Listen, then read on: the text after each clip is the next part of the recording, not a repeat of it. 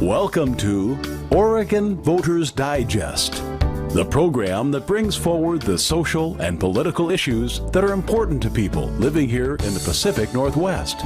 And now, your host, Bruce Broussard. Welcome again to this segment of the Oregon Voters Digest. I'm Bruce Broussard, your host. Well, as you note, we're right in the midst of elections and politics, as far as I'm trying, basically looking for leadership for the masses, for that matter.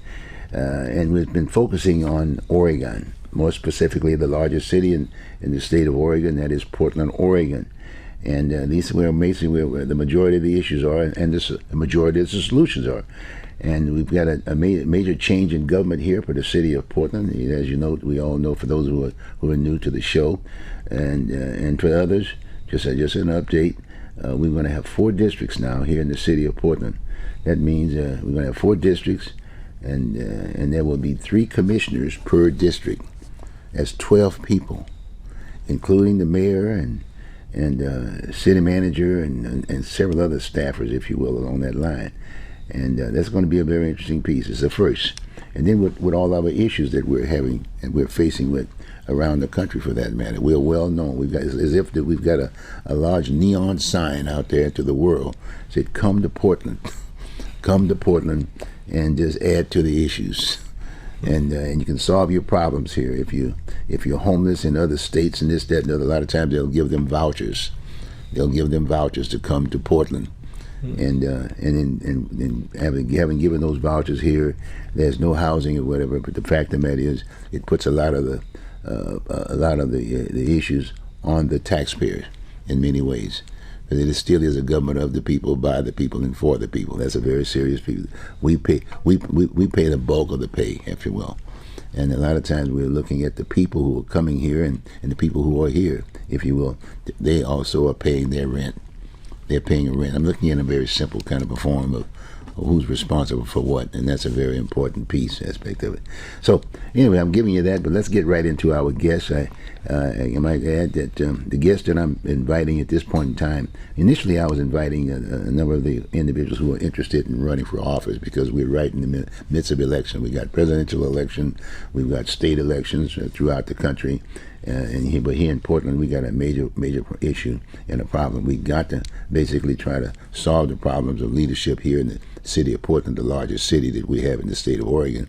And with this new form of government, we've been spending quite a bit of time in that arena, trying to get that pretty well educated on and whatever, and getting the kind of folks that we need. But now what we're going to do is that we started out initially doing that, but the real election, we got 2 elections, so to speak. We got the normal election that we're acquainted with. The primary is kind of like happening right now with the county and other areas. But the city of Portland doesn't begin really the certification of folks who are wanting to run for office until June 5th.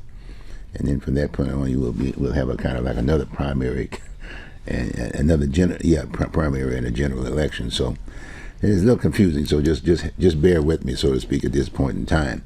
But so it's important that we focus on. So we've been talking to candidates, people who are interested in running for office, and also the government has kind of put together a situation where you can get the money. You can raise monies by the city will basically let's see, they'll kind of double your monies or whatever. My point is that you can get your monies to advertise yourself. Because a lot of times people are new to this business, and so consequently the word in the election process is getting your name and your face out and things of that nature. And our job here as far as the open signal, where we are here now, is to educate the public about, one, what are the issues, and who are the candidates, and whether or not they respond to those issues. And that's a very important role aspect of it. So we've been doing that initially for about a couple months now on that. But now what we're going to do, we're going to be going back to the old-fashioned way, and that is bringing folks on that can educate you, the public, as to what the issues are, and hopefully educate those individuals who are running for office also where they should be focusing on. This is not about your history or background. It's really, well, okay, it would be background from the standpoint, how do you relate to the issues? Do you have a resume that relates to the issues of concerns that we're having? right now. So that's what we have been trying to shell. And so now what we're going to do now, we're going to go back, like I said, we're going to go back and get back to the old format of inviting folks on who are the solution to the issues. They basically identify the issue and also a possibility of a solution. And hopefully through that kind of outreach, if you will, we will hopefully get the voters to understand that. And they will then basically look through this voters pamphlet that you normally get free of charge during the election process. And basically those individuals are supposed to respond to the solution. And that's a very important piece, okay? So with that, today with me is a very, is an individual who we feel meets that criteria. The gentleman's name is, he's a pastor, Pastor Brian Long. Pastor Brian Long is here with me today, and he's with Amazing Grace, and he's a senior pastor there. He's a senior pastor, and if I whatever my point, we'll get a little bit more background on his definition. But the bottom line, he's here with me today, and he is very, very much involved with many of the issues that we have been told are the major concerns in the city. The homeless situation, homeless right up front with the senior citizen issues, young people, I mean across the board. But my point is that from the media, commercial media, they've identified specific of, I think it was 4 areas that they identified as far as what the issues are. But what this gentleman brings to the table is issues. He's been dealing with issues like this for years, if you will, his entity. And we can not only identify those 4 issues, but he also identify what are the other issues that are relevant to the so-called issues that are being broadcast by commercial TV, so to speak. So with that, Brian, welcome aboard. Oh, thank you. Okay, good. Well, look, why don't we just, again, a little background. I tried to give them a background in terms of what your purpose is and how you got to be where you are as a result of the purpose that we're talking to. Why don't you share a bit with the viewing audience? Okay, well, my name's Pastor Brian Long, and actually at this time I'm the senior pastor of a global ministry that's involved headquarters in the Philippines, but involved with United States, Africa, Pakistan, and India, and just reaching out globally to just really touch the world for God and try to be an encouragement to them all around the world. But in Portland, it's more of where I've come alongside of various different ministries, like Pastor Corey Pritchard with Greater Portland, Stop the Violence. He's also involved with Portland Tent Revival, ministry out in Vancouver called basically His Hands Extended, and Compassion. We've done a lot of work alongside with Walk with Christ and various different interconnection of outreach ministries to try to bring healing and restoration to our city. Starting with people who are on the streets, the homeless people, the people in the fentanyl crisis, and our purpose is to really to get them back on their feet to where they could actually get off of the streets, get off the drugs and alcohol, and start having a purpose for their own life again, and to start living life. If you look at the crisis of the people in the city on fentanyl, they don't have a life at all. They just wander around and grope around like drunkards. But and a lot of them, they really don't see their avenue to that victory. And I know the city has a lot of different programs, and we're throwing a lot of money at that. But I really believe that there is an aspect that is missing, that is a connection of ministry that's already established in the city to come together and to, have maybe like a headquartered place in the city of Portland, Oregon, where they could come in and start to get the right counsel to try to get them to a relationship with God and back to a place where they can foresee victory in their own life. Well, let tell you what, Brian, I was listening what we were saying. Now, the definition of ministry, is it a kind of the definition that can draw the kind? Are you getting the kind of flocks responding to the ministry aspect of it?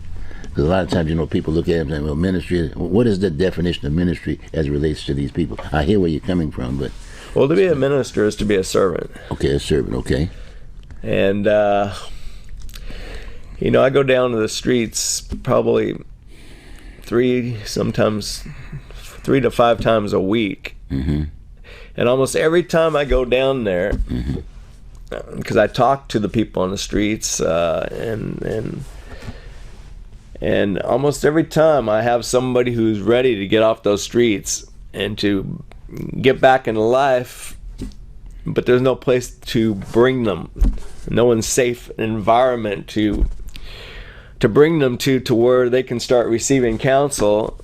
A lot of them, they get the free food, and they have the ability to basically live wherever they want.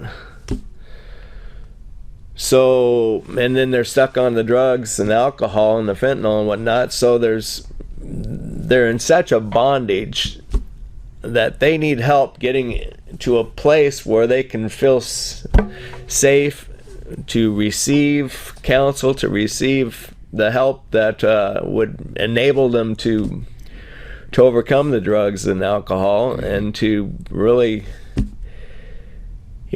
start making steps upward. Mm-hmm. And start making the right steps that would, our hope would be that eventually that they would get to the place where they could have their own home. Mm-hmm. They could hold their own job, where they could stop being sufficient upon the government and even ministry, and be self-sufficient upon their own rehabilitation that they've received, to the point where they've received, and then with that find purpose for their own life. Okay, now think about it now. You mentioned drugs and alcohol. Yes. That's a main culprit. Yes. Would you suggest, percentage-wise, would they be about 80%, you think, of the problem? 70% or 50%? What can you put it in? I would say 80 to 90%. 80 to 90%. Okay, so what about the origination? Let's talk a little bit about the origination of drugs and alcohol. Can you share? Just in any way, shape, or form. I know one can go in a store and buy it, and this, that, and the other, right? Yeah. And the same thing with drugs, right? To a certain degree, you have to pay for it. Yes. In some cases, you can pay for it. So so the idea is that, so now you've got an individual who doesn't have a job. Yes. So how does he? You see when the catch? He's got to have money. Yeah. To buy the drugs. He doesn't have a job. So how does he get the monies to buy the drugs? Let's talk a little bit about that. And when does he go about getting the monies? Is it at night, in the evening, or during the day? I know that initially you can talk about peddlers. A lot of times people will just be on the street peddling during the day, and folks who are basically have a job, if you will, or going to work or this, that, and the other, feel very comfortable in themselves, but feel passionate, if you will, to a person asking for money, right? Yeah, through begging. Talk a little bit about that. Talk a little bit about that. Well, it becomes sort of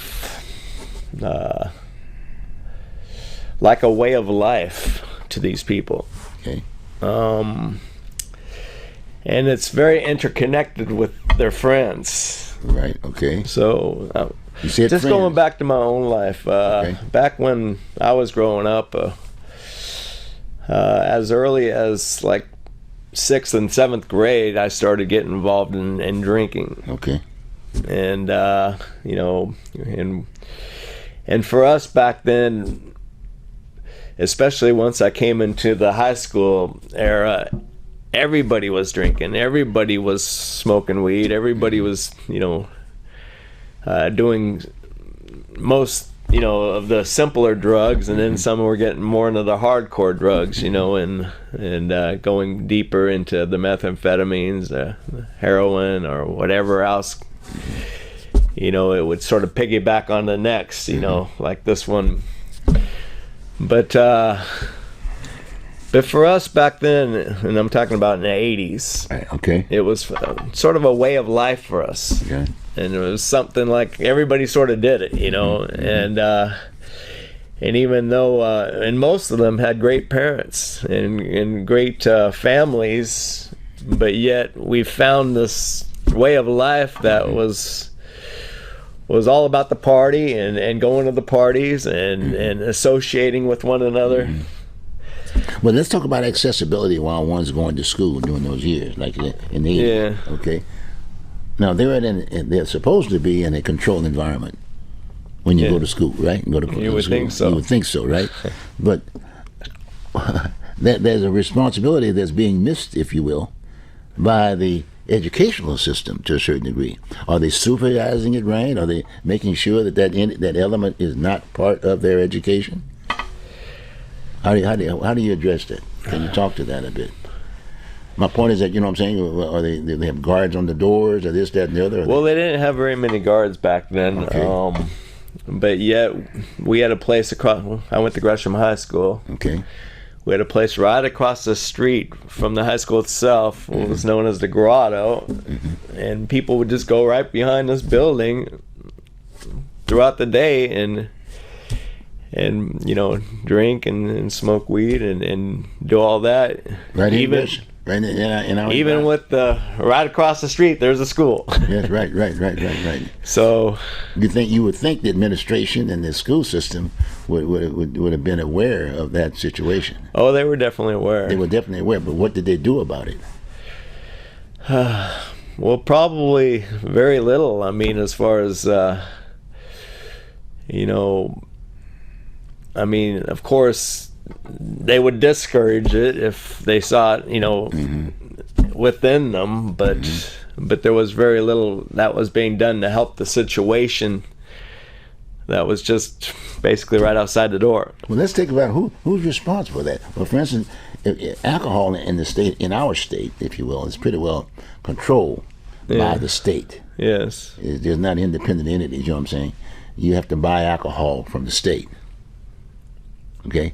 So a lot of times they have issues where supposedly they're countering the fact that alcohol shouldn't be sold to underage kids. Yes. Right? And if that's the case, they're part, as far as I'm concerned, responsible. They should have reacted, if you will. Either maybe alerted the school district in terms of what they should do, right? Yes. Because the same thing like with stores and commercial stores, you know, they can't sell drugs. And they can't sell drugs and or alcohol to underage kids. Yes. And unless an adult will have to buy it, right? So the state is responsible in many ways, okay? So the key is that where is the state at the table of that? So you got the state, right? Then you got the school district, who is supposed, hopefully they should be able to say to the state, hey, look here, you got to do something about this alcohol. We got a school district here, got me? And you got to either close this place down or find out how is that alcohol getting down to this place. And then the thing, who owns the real estate? Yes. Who owns the real estate? Is it privately owned? Is it publicly owned? You know, my point is that we got to start focusing along that responsibility piece. Is just because the person who's my point is that when the young person goes over there to use those stuff, the alcohol and the drugs, if you will, as I say, the alcohol, someone had to have purchased the alcohol. Yeah. So was it a nearby store? Was an adult buying the alcohol and giving it to the kids? Were they taking it from home? Well, I think a little bit of everything. A little bit of everything. Yes. So my point is that the society has sort of accepted the fact, okay, they're just a bunch of kids. That's what I did too when I was going to school, and this kind of a deal. So it just, nobody bothers with it. But at the same time, the responsible entities are part and parcel of the piece, because it's supposed to be a government of the people, by the people, and for the people, right? Yes. So the people, in most cases, are sitting at the head of the deal. And then we elect officials who are basically the employees of the voters, right? Yes.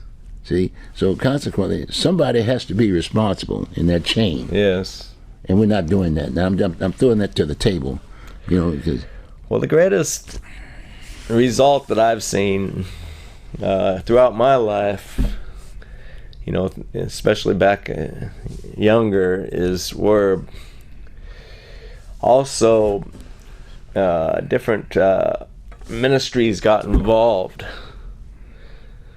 And why did they get involved, and how did they get involved? well, there was things like Young Life, where I remember going to a retreat and and hearing various different testimonies of people who were on drugs, coming off of drugs, and Was this at a church, or was it separate from church? You got the traditional church one with the I'm talking collar. about now is a Young Life that we had we went up to Canada, and they said we can have a week of going getting Fishing. together with a bunch of other kids from different schools and different places, and go water skiing and various different things. But then they would have various different meetings where you would come in and hear different testimony of people who have come off of drugs and come off and talked about the downside of that lifestyle, and added God into the picture, and it was, I really believe that the interconnection with ministry and the government is needed to bring people to, bring them to freedom, because the government, they have the programs, and they have the ability to help with housing and help with food and help with the various different needs, but the ministry coming into that has the ability to help the spiritual side of it. Okay. And I believe that religion is very powerful, and people will live and die for what they believe.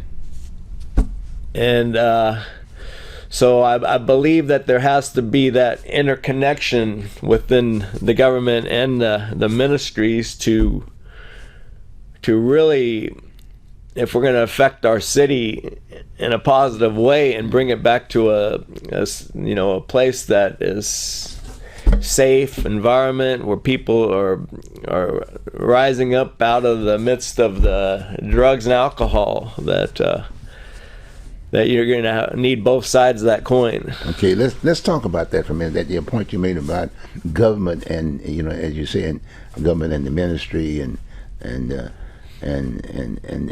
when you think about, like I make my point, a lot of folks miss out the definition of government. Government is the people. Yes. They shouldn't say government. They should say people. Yes. That gets them involved. Yes. And how involved.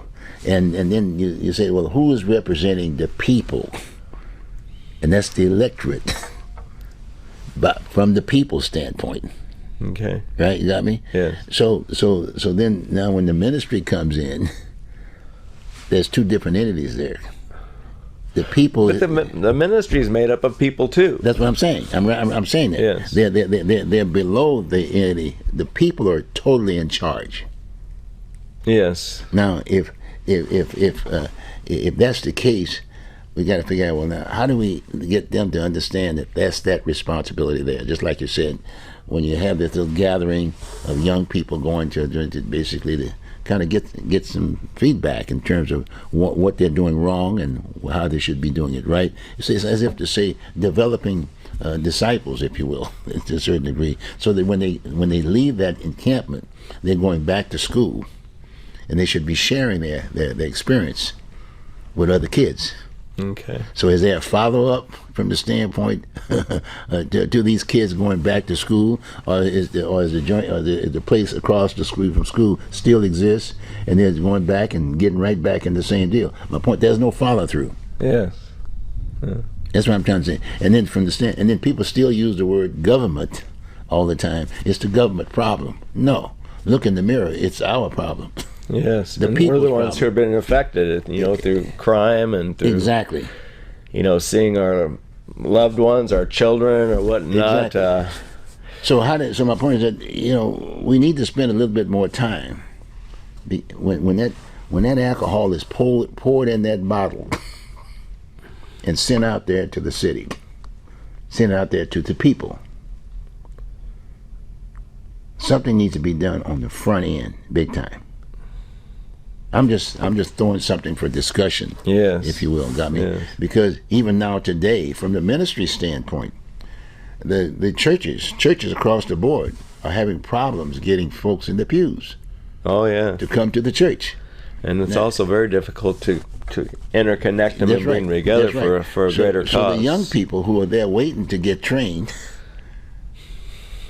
to how to live, somebody's lacking Yes. of doing their job, and you go all the way right back to the same entity, which is the people. Yes. It's not the churches; it's the people who are in the pews. Right? You know what I mean? Yes. It's the people who are basically controlling the churches.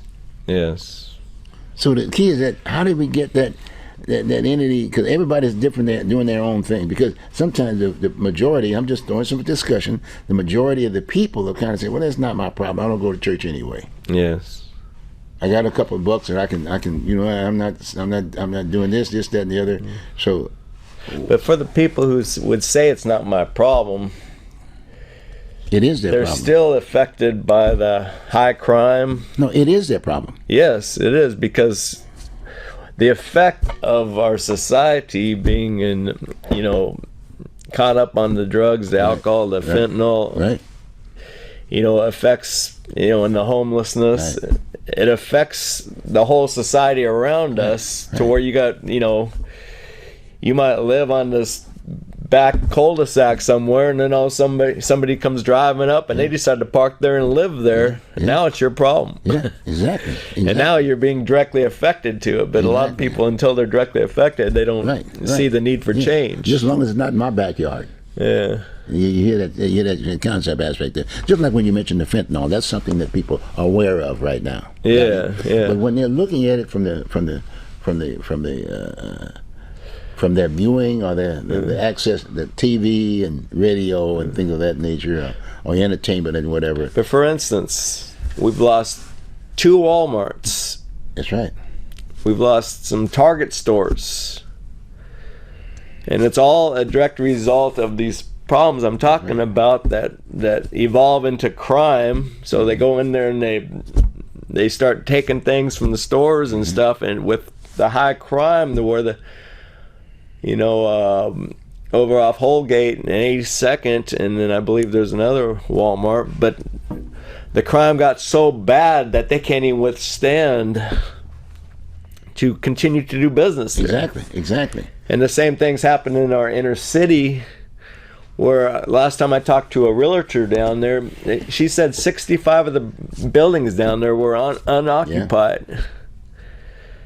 And if we continue to go the direction we go, it's an evolution of destruction that's going to make what we see today nothing compared to what's coming tomorrow. Well, as you say, if we don't have the positive change. But being more specific, downtown Portland. Yes, downtown I mean, Portland. it's an economic being. I mean, there are buildings and this, that, and the other, but someone has to be responsible for that. Yes. Normally, they're identified as the private sector aspect of it. But when they say private sector, the ownership of those buildings, when they rent them out, they have to make a certain amount of profit. They got a profit to basically pay their bills, right? You got me? And it's an economic arm within our masses because it provides many jobs. Yes. You know, for whether it be clothing and all this other good Yeah, stuff. the positive side, it brings things together for the good, but the negative, it's the contrary. Exactly. So we need to turn it back right side up. But it still talks to the people. Yes, because absolutely. the people who are, as you say, we calling them criminals and this, that, and the other. Then you figure out what is the origin of the people. Where did they come from to begin with? At one point in time, they were being able to pay for their goods. Yes. Maybe as kids went from a point that, I mean, this is huge. This is huge. I was just thinking about, we need to really fill out what is the what is the plan and what is the. Well, that's why, we have to look at people who are voting for. Yes. And look at their policies. Right. And look at what they've actually done. Right. The resume. That testifies that they can make a positive change, because there's a lot of people that now the political field can become such a money making arena, has such great power and influence for a few, that people can desire to get into those places just for that. Yeah. And yet, and they'll try to say all the right things to get there. Mm-hmm. But we need to, look deeper and try to figure out the ones that are really in it for we the people, for positive change, to bring about our. And that's what we're trying to do. We're trying to establish that identity. And within our system, it was the election process. Yes. Initially, you got my point? Yes. But a lot of times people look at it a lot of people think at it from the standpoint, if you're an elected official, you are in control of the people. Yeah. It's not the way it should be. It should be just the opposite. Yeah, like what you said. we the people, of the people. That's right. And for the people. And it was there. And when those founding fathers, that's basically what they were talking to way back when. Yes. But through the years, as you say, the power and this, that, and the other, money, and we are a capitalistic society. Yes. And of many various cultures. Many various cultures. Oh, definitely. And we carry one flag. With, stars and stripes aspect of it. But today is a different ballgame. Yes. Everybody's kind of like getting into their own individual. They've lost sight of what this country was about to begin with. Yes. So in all due respect, it was the leadership of the world, for that matter. Yes. At one point, we did the United Nations. We reacted to the whole deal of involving everybody, and then those responsibilities are varying. You see, and then we did the high tech. I mean, we're talking about a number of things on the table here where we were trying to address different issues, but it always gets back to almost go back to square one. Who is in charge? Who's in charge? Who's paying that bill? And that is the people. Yes. There's no such thing as the government, it's the people. If we use that word people, then all of a sudden we've got to communicate that message to the people. Yes. And involve everybody that's part of the people. Because the people, there's a certain element, a small minority of the people a lot of times, depending upon their power and whatever, controls, if you will, the elected. Yes.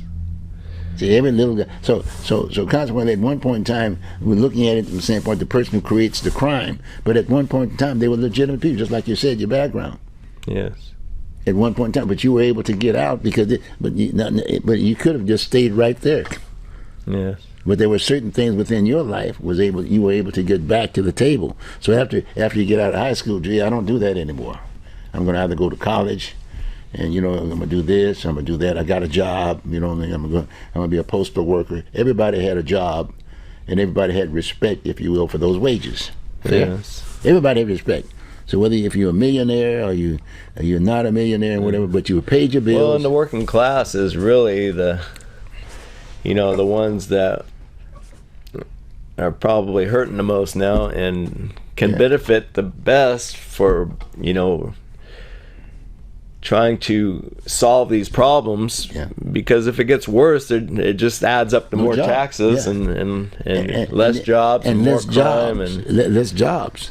And so yes. See what I'm saying? Because excuse the French, in simple terms, you got to eat.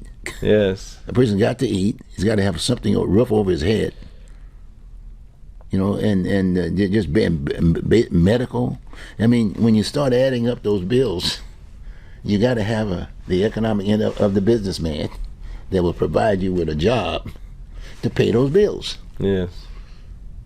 And if that entity over here say he's living better, but he's working a little harder, he's working harder, and this person here say, well, gee whiz, you got more money than I do, so you need to provide not only my job, but I want more money. Mm. Then we got unionism that comes in the play aspect of it now, because there's a power base there, Yes. a huge power base there too, and so we're just going to have to define those entities that start us to begin with, I think, in many ways. Just as we were talking about the drugs and alcohol aspect of it. Yes. I mean, when we start talking about, well, okay, fine, how are we going to deal with the whole issue of alcohol? Let's say alcohol. Well, guess what? If I'm the people in the state of Oregon and I control the alcohol, well, I'm just giving a simple deal. Well, guess what? Since I'm in charge and I control that whole entity, I'm gonna stop selling alcohol. Hmm.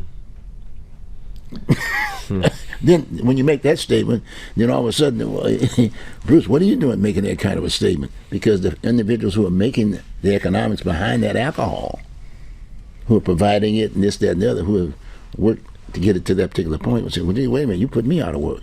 Hmm. You doing this, or you doing this. And the same thing with the drugs aspect of it, the fentanyl. Yeah. Wait a minute, what you do is, well, wait a minute. Well, and the fentanyl is not even, as far as, alcohol is regulated by the government. Fentanyl No, the is people. just brought forth over the border. Yeah, but it's still operated by it has to be operated by the people. Yeah. Well, definitely See, a group of people. Yeah, but it's people. Yes. Okay? If that's the case, you stop it. Yes. Very simple. I mean, I'm not trying to be so point. Well, gee, wait, you don't know what the Bruce. No, wait a minute. No, you just got to stop it.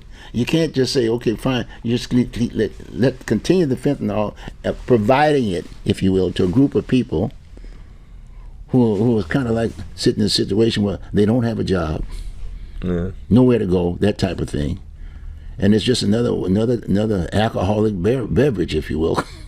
They'll put them in a misery deal, and then they can sober up in the morning. Yeah. Sleep all day, and then get up. And if I don't have anything and I got to do something, I got to either peddle to get more money, to do something, to buy something.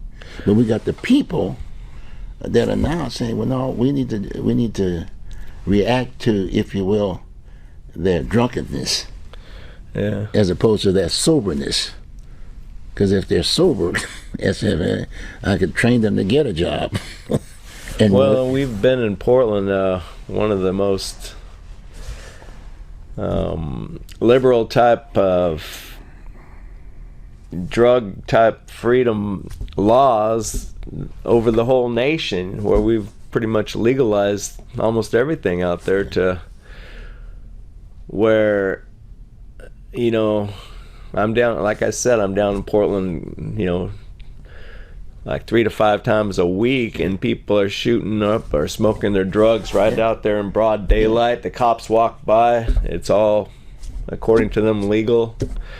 There's no help for these people until they're going to the hospital. And even then, it's practically dying, or even dying. Even them, it's not. See, my point. The person who has a job has to pay for those services. Yeah, and it's, and then all of a sudden, and it's pushing people to get into that environment. yes. Because if I can't pay anymore, it's almost like the light bill thing. I mean, you think about the light bill, and I'm not trying to knock on the PGE or whatever, this, that, and the other. I know light bills just went up not too long ago, right in the midst of winter. They could have just said, okay, fine, we're not going to go, we're going to go on and extend it another month to make sure we keep enough folks to stay in their homes and pay the bill. But they raised it, right? Yes. And then some folks just walked away from it. I'm not going to pay the bill. And then all of a sudden, they get all of a sudden, I can't pay that bill. So therefore, I can't pay my mortgage bill. I'm going to pay my mortgage bill first. I got to pay something. I got to buy my food for the kids. And all of a sudden, I can't do that too. So we've kind of got into them. And then the folks who can pay their bills say, well, what the hell? So what if it went up? turn my thermostat up to 90 degrees. So what? But over here, I can't do it. Yeah. And I'm not saying that, you know, that we all have certain responsibilities. But again, it's the people. Yes. The folks who can pay it needs to make sure they understand that, because they went through a process to get where they were. And they had to work hard to get where they were. Yeah. You got me?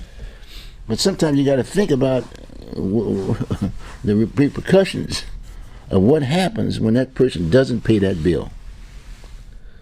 So it just goes right on up the deal. Now, if you got the money, you can pay for it. No problem. It's not my problem. But a lot of times the people who are in the power aspect of it control the leadership. Yeah. Or have the stocks, if you will, in the company. Say, look, I want where's my stock? I'm not going to give my stock up, right? Get me? But the little guy said, I can't buy any stock. I'm barely stick around here making the payments. Well, and I see a lot of help for people who have nothing. But do they have nothing? Think about that. But what I'm saying there is, it seems like when people are starting to want to rise up out of this depraved situation, right, and start having a job and starting to try to have their own place, right, it's like there's no help for them once they start making those steps up, because now you got a job, you're cut off from the resources that I just agree. helped right. you. That's right. So it's a catch-22 for the people trying to get free, right? Because, you know, there needs to be some type of, you know, an evolving type, you know, like, now that they got a job, we can cut back some, but That's we right. can still, they can pay the bill. But we can still help them a little bit until they get to the next step. Right. You know, versus just saying, well, now they got a job, so we're going to cut you off from all of the resources that the state just gave you, and now you got to fend for your own. And that's a huge problem also, because people will get to the point where they're just saying, well, what's the point of working? Right. Is if I'm hurting more, That's right, trying to survive, than I am right, just being That's right. in a lost situation. That's right. And that's why people get stuck there. And we blame those individuals Many as times. opposed to going through the process that what you just shared. You see what I'm saying? Yeah. And it always comes back, and then the people up here on this end there say, it's government. Government's the problem.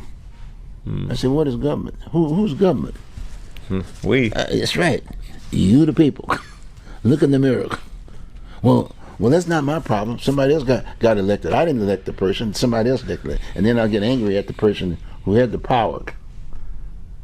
And then we break that system down. Then it indirectly, it's going to hit them too.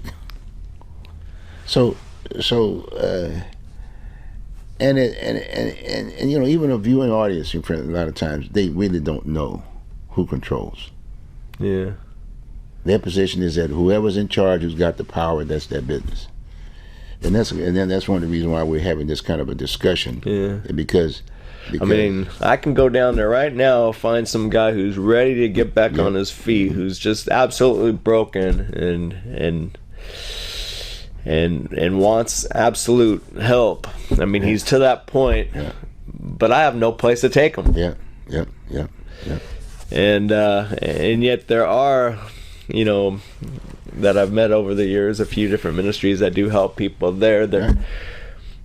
There really needs to be something in our city to where these people who are ready for help, that they're like put at the front part of the burner, you know, and really, you know, getting that counsel and that, you know, the support that they need to.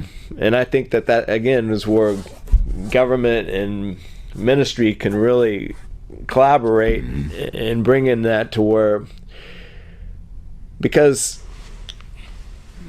government's good for protection, but ministries has a heart.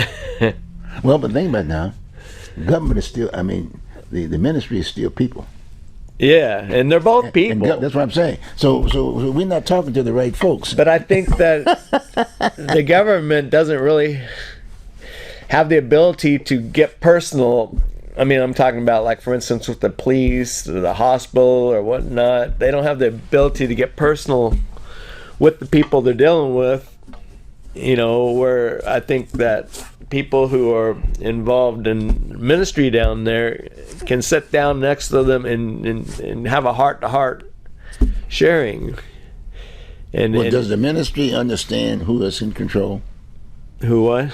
Does the ministry understand that they are people also too, and the bulk of the people, the government, are with the people, right? Yes. And ministry is part of that. Yeah. They're people too. Yeah, they're all people. But you see how easy the system and the mindset through time has just kind of made us separated. They've taken the people out. Yes. Because responsible people are sitting up here in this batch. But in many ways, even now today, as I do this thing here on the Voters Digest piece and trying to get folks who are leaders to come and volunteer to run for office and serve time. Okay? Yeah. Got me? Hard to do. Yes. Because the other thing is that, wait a minute, I worked hard to get where I'm at. I'm able to pay my bill. I made my real retirement. I worked at the post office. I worked at the grocery stores, and I'm getting my pension. It's not my problem anymore. In fact, you can look at the voting statistics in terms of how many people vote on an ongoing basis. You'll find that those folks who don't vote say, "Look, I got mine. I worked hard to get mine. I don't like the way, i.e., these other entities are working with." Or they don't vote because they don't feel like they make a difference. That's right. Like they're. That's right. And the difference, if you will, the communicators for the people are supposedly the elected officials. So so these folks are constantly saying, the ones who are responsible are saying, "Hey, look, I'm not going to get caught in this stuff. Run for what? You got to be kidding me. Politician? I hate a politician." They're the people. We just need to know who's in control. Yeah. At least something that's I don't have all the answers. Yeah. I mean, we're sitting here trying to figure out what to do, and then that's why we're trying to get the word out to the voters this time around to really look at that voting pamphlet. Oh, definitely. Don't look at just the commercial TV, because in most cases, and I'm not knocking commercial TV, their definition is that they represent their clients, because they got to try to sell those products so they can pay their rent and their real estate bill, whether it be for the high building or whether it be for selling the shoes or this, that, and the other. They're trying to get folks to come in their doors to buy those shoes so they can make their payments. That's a fact. Yeah. So the key is that we got to make sure we get those responsible leaders that understand the whole scope, that it's not about government, it's the people, and that they basically are the employees of the people. And the issues, they're supposed to be given the issues, and they're supposed to be coming up with the solutions. Normally, you got the issue with the solution, and then you got the implementers, who are the elected officials, who's supposed to do that. And everybody that's working for the government aspect of it, government, or those, like the state government, that kind of stuff, that's a different entity. But the people are basically still in charge of all of this through the policymakers who are basically representative of ours. And I'm just throwing that out to you. Yeah. But we're having a good, and then the ministry, because they've got their collar, you know what I mean, and this, that, and the other. And a lot of times, most of the folks that are sitting there saying, "Well, what can you do for me?" But the best thing you can do for me is, can you feed me today? Yeah. Can you pay my rent? Can you pay my light bill? Fair? Well, even ministry can get very cozy within themselves too, to where they're self-sustained within their own congregation and not really. That's true. Caring about what's happening right outside the door. That's right. And many times they'll be sitting right outside the door, and yet you got security, and they got security there to keep them from it's getting definitely inside. a problem that affects the whole society in one way or another. Yeah. Well, the point that we've been making here for now, we could have been spending about another 2 hours. I definitely want to get you back down here again, for that matter, because we just need to get the word out. Yes. And hopefully, this is not about being anti-commercial media or anti-this or anti-that. We need to come to the table and get it out to the public, i.e., the majority, if you will, of the people, to hopefully this election cycle, they really look at the people that are going to be representing them. And we have that opportunity now to be able to say, okay, fine, who's going to get elected to office? Make sure we look at their resume. Yes. And whoever's supervising the deal of taking on the application, it's not about a name and a phone number and how much money you got. Yeah. You got to be able to respond, and in many ways, maybe respond to the application process to say, okay, fine, these folks who are going to be running for office, you got to put down you got to put down a resume of some sort when you file to run for office, right? And also maybe do a paragraph or two or whatever on the issues that are sitting in the application process that you have to respond to. Yeah. Yeah, we definitely need to vote for policies that we believe in, versus just continuing to go down the same road. Yeah. There needs, we need to be looking for the people who have policy that is going to make, that positive change we're looking for in these various areas of life that. Right. Because and they're really just in my aspect there needs to be a change. Oh yeah, well we're going to get a change. We are going to get a change. Is what kind of a change we're going to get, right? You got me? But I mean for the positive. Yeah, but for the positive. In many ways, a negative is more positive than a positive. You understand? It gets more attention. Well, and sometimes, just like the guy in the streets, we have to come to the place where we've hit rock bottom to make that change. That's right. Even in the political, in the hierarchy there, that sometimes it's going to get so bad that there's going to be the forced change regardless. You made a good point, because look, the fentanyl thing right now with the discussion. They're saying, we're going to come up with a change now. We are going to, we can't do this. We're not going to give you this fentanyl for nothing now, and you can just use it on the street. We're going to, now, I'll tell you what we're going to do. We're going to say, okay, we're going to let you continue to use it, but now, if you get caught using it, you're going to have the opportunity, the option, to go to this facility. To go to this facility, as opposed to putting you in jail, right? Whereas this person could be in the position when they caught him initially the first time around, they could basically, now he's in a controlled environment, help them out then. Because if you give him another issue, he just goes to the next level. Yes. See, that's it's stupid. Yeah. First, take this. You don't give them the aluminum foil and the cigarette lighter, if you will, to light this stuff up, and then show it how to basically show it on the tube how to use it. And you've got a person that's in a deprived situation. What else can they do? Oh yeah, okay, fine. Yes, I'll do that. Fine. And then go right around, as you say, go right across the building over there and get some more fentanyl. Yeah. Until they get caught, but by that time it's too late. Yeah. You really need to get them when they're at that place where they're really, they've said, I've had enough. Yes. And so many times they have to come to the place where they're heading to the hospital. Exactly. And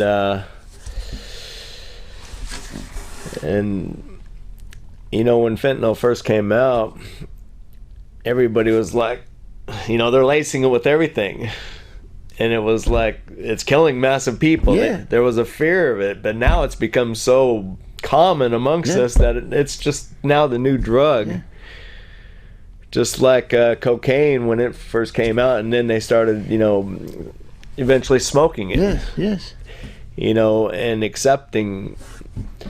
So now they're accepting it just like a normal drug. And where did it originally, from the standpoint when it started, because you could afford it? Because the West one point in time was pretty spendy.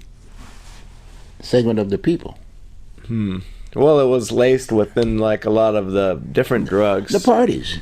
So it's not just booze now, it's not just champagne, there's snorting cocaine, and we get it on the visual tube to the movies and things of that nature, just having a ball. So guess what? I want to get my exposure. When I go to a party, it's there. So we just kind of We're just going to do a little checks and balances. That's all. Because this stuff's it's gonna happen regardless. It's just that we're such a progressive country. All these other countries, little countries around, basically trying to emulate us in many ways. But guess what? They're not there where we are right now. But I tell you what, if we lose this piece right here, we're gonna have some problems. Yeah.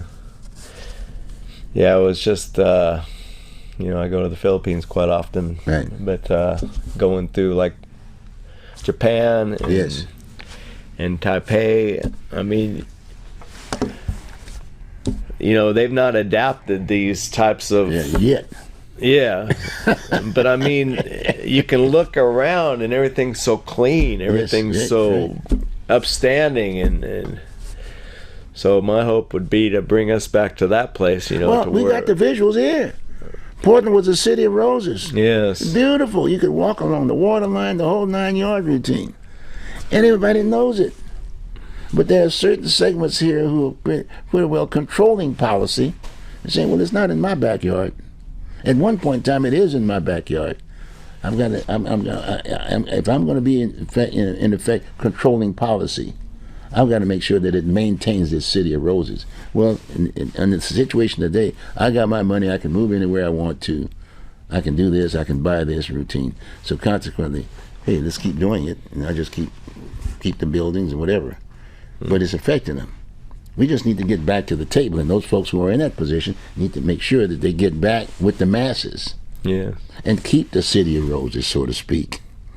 May cost them a few bucks, a few stocks, but they're still in business. You can't take it with you. Nobody's found out how to take money and gold with you, right? You got me? Yeah. Or better yet, you can't just eat gold, right? You gotta have food. So this has been a good discussion, and hopefully we can get back again. I want to bring you back to the table. Maybe get past the Corey here too. Yes. And then we'll have this, and we'll just start adding, and maybe get that ministry, because you guys, you still have your college, you see, so you got something going, if you will. You're committed. Oh, definitely. Get committed. Yeah. So we just have to make sure we commit right. It's not government; it's the people. Yes. So we get them to the table. I think we'll be in a far better situation to get them back and be more responsible, because then it's the people. And then all the people, for that matter, rich or the poor. people need to know that everybody has their part. And rich or poor. Yes. And then these are not criminals; these are people. They're still people. Get them there too, because they might be able to find a friend like you that is sitting right there in the same pew, right? You got me? Because you're there making the point. Yes. And then they'll flock, and then we can get that process going back again, because that's what we're doing. That's what we're talking about right now. Got me right now. So Brian, Pastor Brian Long, this has been great. Appreciate you. Yes. Appreciate the time you've given us, and we got more time to do it, right? Okay? Amen. All right, and tell Pastor Corey, maybe we try to get him on this next time around, okay? Okay. And this is really a pleasure having you on with us. Well, thank you for having me, and we're just going to keep tackling this until we have let's do overcome. And this is community television. Community television. Open signal for the city of Portland, and for the betterment of Portland, and setting an example for the rest of the country, for that matter, the rest of the state, for that matter. And we recognize all the people. Again, thank you very much for joining us here on Oregon Voters Digest, and looking forward to seeing you next week. Have a good one. Appreciate it. Thanks, Pastor.